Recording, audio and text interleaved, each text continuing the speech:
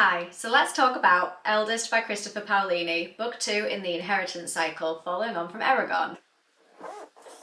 This is Eragon. I'm so sorry if my ring light is going to reflect off of the screen. I'm going to have to hold this at an angle so that that's not really infuriating. Okay, this is the only angle that I can hold the book where it does not glow like the sun. So I read Eragon a few months ago, loved it, rated that book about a 4 to 4.5 stars. Check out my review on it if you haven't already seen it. Is this book, Eldest, better than Eragon? Let's talk about it and find out. Give this video a thumbs up if you enjoy book reviews and make sure to leave your thoughts and opinions in the comments. Hi, this is future Becky here. I've just spent the past 30 minutes recording a video and realised I've got a really random loop in my hair that is really annoying. But I don't have time to refilm the video, so I just want to apologise in advance if you can't stop staring at it because it's really infuriated me. But I'm just a human. I hope it doesn't spoil your day. If it does, please gain a sense of perspective. And I hope that you enjoy this video. Just to let you know, the majority of this video will be spoiler free, and then at the end I'm going to have a very small spoiler section, but I will give you a warning when we get to that point. Alright, so let's start with what I really enjoyed about this book. One thing that I loved about Eldest is that it jumped straight into the action. We've got no dilly-dallying. From the first chapter, there is action. There was no dragging out the plot at the start of the book. We get right back into the world, following on from where Eragon left off. The stakes are ridiculously high. So Paolini knows how to kick things off with a bang. We are thrown straight into the chaos of war and danger, and I am here for it. It made the book entertaining from the get-go. Unfortunately, that did not persist throughout the book. I wish that the tension and the juiciness of the plots that were in the first part of this book continued throughout. Unfortunately, my general opinion of Eldest is that this book was very, very slow. Not a lot happens in the middle part. You've got a lot of tension and action at a small section at the front, then you've got the equivalent juicy action and tension at the end of the book for a small part, but the majority of this book, I would say like 60% of this book in the middle, is slow and based on world building, character development and lore. I actually don't mind that. I don't think that a book needs to have a lot of tension and action all the time. However, I do feel like the slowness of this book just persisted for far too long. This is quite a large book, and I just felt like there were 500 pages where nothing really happened all that much, or it was like Groundhog Day. The same thing was happening in every single chapter. Eragon and his squad were in the same location, doing the same things every single day. That's how this felt to me. I did enjoy it. It was still a cozy, comforting read. It just erred on the side of potentially me zoning out a little bit because I just wanted something to happen. There were times where I thought, I'm enjoying learning this about Eragon, I'm enjoying learning this about the location and the history, but when is something going to happen? Is something else going to happen now? Come on, Paolini, give me something. One thing that I loved about this book is that we do get a range of POVs that we didn't get in the first book. I will not spoil what POVs we get, but there were, I think there's 3 major POVs in this book. One of them I wasn't expecting at all. It took me by surprise when I saw that the chapter was written from their perspective, and I found it really interesting. And I feel like it is because of the different POVs that I did enjoy this book a lot. I feel like if the book had only one POV, for example Eragon's, the whole way through I would have potentially have found this to be a little bit boring. But because of the different POVs, it did switch it up a little bit. There were parts where I was starting to feel like I was getting bored, but then I was stopped from feeling that way because the POV changed in the next chapter. And it meant that we got involved into another location, another plot for a little bit, and then when that started to feel a little bit stagnant and boring, it switched back over to Eragon's POV and we picked up from where he left off. So I thought that was very cleverly done. And I think that if you are going to write a book that's based on world building and historic lore and education, like learning things about the characters rather than progressing the plot, I think that switching it up with different POVs to break up the story really helps. That was a strength of this book. Very smart move, Paolini. One of the particular strengths from this book as well is that we get constant reminders throughout that Eragon is only young and he has endured a lot of trauma for somebody his age, and we are reminded that he does still have these boyish immature traits to his character because he is young. He gets crushes on hot girls, he gets tiffs and arguments with Saphira. They both get moody at each other. They make foolish mistakes that they haven't thought through. Because at the end of the day, he is just a young boy who's had more than his fair share of trauma in such a short space of time. And I absolutely loved that that was a constant reminder throughout this book. There's also a lot of tension that I was sensing between Eragon and Saphira throughout this book. Again, I will not spoil anything, but I felt like in Eragon, they were all hunky-dory. They were the cutest companionship duo. They vibed off of each other, they were so connected, and they both respected each other. Whereas in this book, I felt like that dynamic started to shift a little bit. There was a bit more tension and a bit more conflict in places. One thing that we have to talk about when discussing this book is the location of Ellesmere. I am possibly butchering that, and I'm so sorry if I am. But this is the magical city of the elves, and I'm not gonna lie guys, I think this sounds like one of the most beautiful places I've ever read about in a fantasy novel. I was captivated by the description of this place. I want to go there immediately. It sounds beautiful. If I was living in a fantasy world, I would want to live there. Therefore, I would probably be an elf. This place is absolutely gorgeous in its descriptions and its world building. And although the plots were very slow and the location was basically just Ellesmere for the whole of this novel, I didn't mind too much because I loved the location. It just sounded beautiful. Paolini really takes his time to give us all the details of the lush, ancient forests and the awe-inspiring architecture of the elves. I just loved learning about their culture and their customs, their relationship with magic, and the fact that the elves basically live in this enchanted forest with tree houses everywhere. They have magical celebrations that just feel so like whimsical and ethereal. If it wasn't for the fact that they were constantly on the brink of war, I would want to jump into this novel and live there.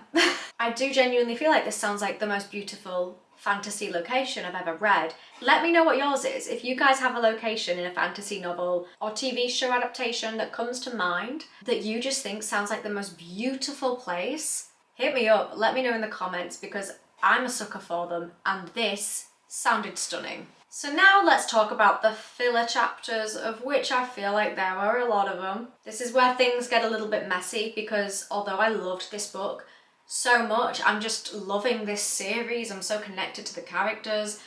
I just felt like the majority of this book could have been cut out. I can tell that Paolini is so passionate about world building, character development, historic lore, but it was just at the point where I was thinking, can something else please happen now? And I do get it, this is a big fantasy series. Sometimes you need to flesh out the novel with information and education here and there. That enables us to get fully immersed in it, and I do like that.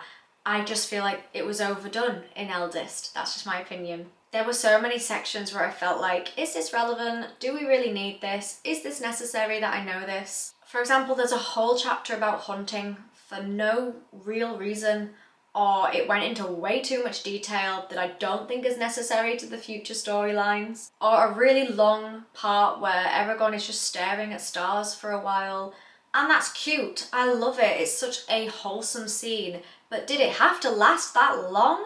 It took away the magic of that scene by how long and draining it was. I just feel like, could Paolini have gotten to his point a little bit quicker in those filler chapters? Please and thank you.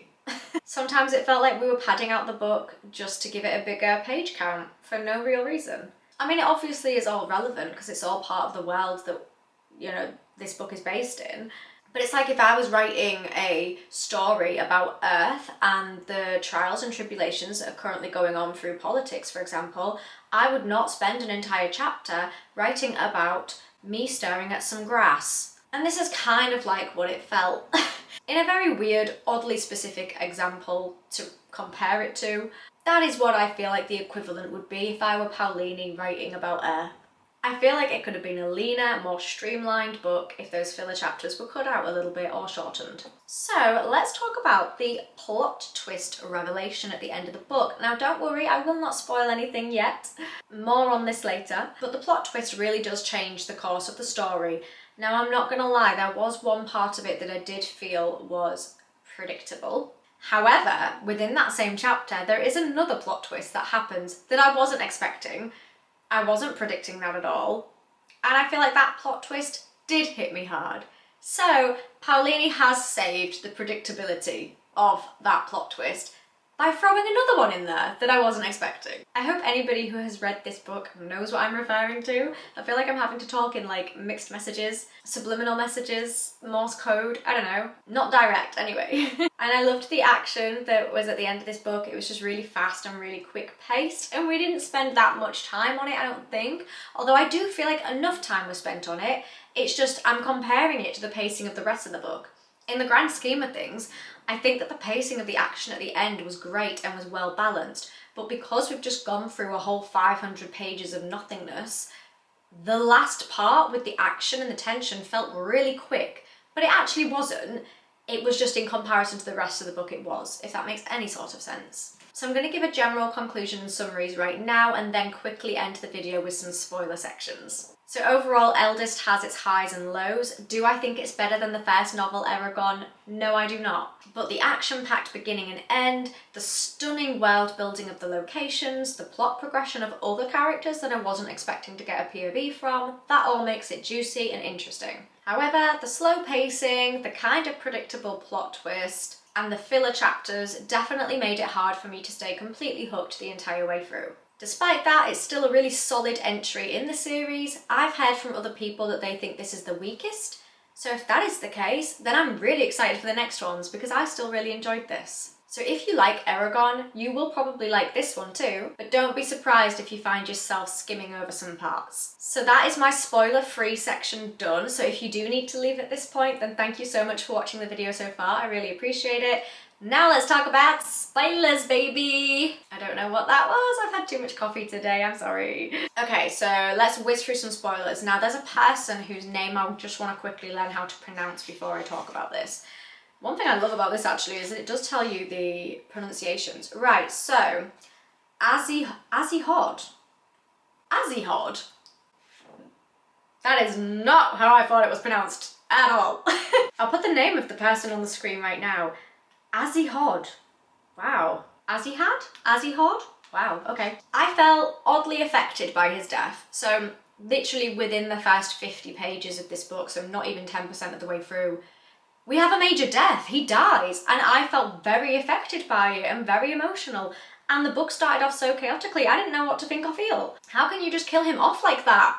So it literally gripped me from the beginning, and it was quite an emotional death for him. It was just the large middle of the book that lost its momentum for me, but goodness, the way that you are thrown into that action from the get-go was crazy. So in regards to Roran's POV, I wasn't expecting to get that. Sure, we've heard about him in Eragon, but Eldest really expands his character. I feel like this was the book of Roran. Roran's not just a side character anymore, he is front and centre.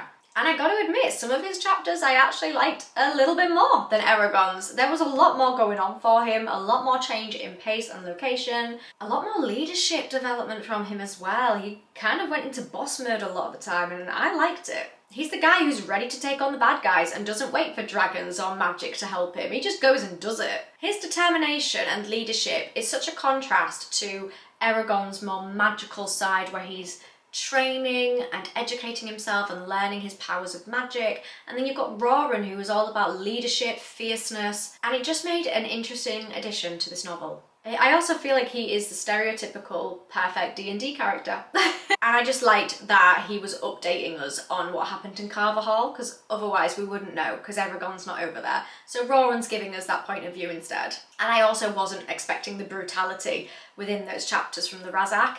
I mean, people are literally eaten to death. That was not a brutality I was expecting from an Eragon series, the Inheritance cycle. It caught me off guard with the brutal ways that people were dying. Similarly, I also wasn't expecting to get a POV chapter from Nazuada. 300 pages in, we just randomly get a chapter from her. Again, I feel like this is to update us on what's happening over there in her location. And also, she's based on themes of power and politics as well, as she's adjusting to her new authoritative role. And I thought her chapters, albeit we didn't get many of them, they were very interesting, and they just offer us a different side of things. Like I said earlier, Roran's is more based on leadership, Eragon's is based on training and magic, and then Nazuada's is based on power and authority. I really enjoyed it. Eragon's cool AF transformation as well. was pretty sick. I mean, he's basically just become a hotter version of himself. Well done, great job, Eragon. So let's talk in more detail about the biggie plot twists at the end that I didn't want to spoil earlier for anybody who's not read this book yet. Eragon's true heritage. So I don't know about you, but I did find it very predictable that Murtagh was going to come back. That was just a given. It's like they say, if there isn't a dead body, the person's not dead. You know, Murtagh just randomly disappears.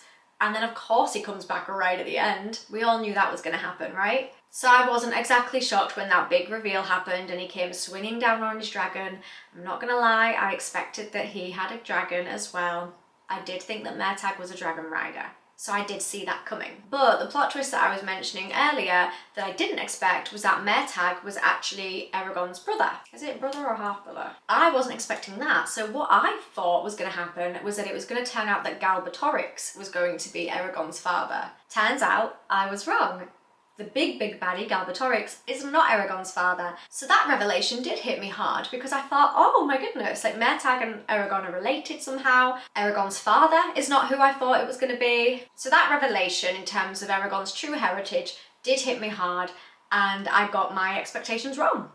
My predictions were wrong. I did feel like overall my favourite parts of the book were the stunning location of Ellesmere, Roran's character development, and the juicy tension and the war at the end of the book. I thought it was extremely well written, and obviously Murtagh coming back. For some reason, I'm leaning towards Murtagh being my favourite character, and I don't know why. There's just something about him that's so compelling to me. Do I have a crush? I don't know. Is this what's happening here? I can't give much of a reason as to why I like him so much. And now he's even cooler because he rides a dragon. And if you are on this channel a lot and you've watched my videos before, you will know I've got a thing about dragons. An unhealthy thing. So a hot dude on a dragon. Okay, let's stop talking now. So that is my review on Eldest. I am going to put it down because having to angle it like this so that the light doesn't get on it, I just think it's been annoying, so I do apologise for that if it is. Thank you so much for watching this video, I really appreciate it. I would love for you to leave me a comment below, firstly letting me know if you've read Eldest and what you thought to it if you have, and secondly what your favourite fantasy location is, or the one that you think is the most beautiful, or the one that you would want to live in the most. For me, I genuinely do feel like it could be Ellesmere. Sorry if I've mispronounced any of the words, as normal, it's a fantasy novel, there's all sorts of things I can never ever pronounce. This is the norm. Give this video a thumbs up if you enjoyed it. If you like my content and you want to see more from me, then please subscribe because it's free and it means that you'll see my videos easier. I also just want to give a huge shout out to the Dragon Riders who are supporting my channel. Thank you so much, it means the world to me. You are so appreciated. If you'd like to have your name featured in my videos like this one, then please consider becoming a Dragon Rider, or if you'd like to support the channel in any way, then please check out the channel memberships. Thank you so much for watching this video, I really appreciate you being here. I will see you next time, or rather you'll see me, and I hope that you have a wonderful rest of your day. Bye for now.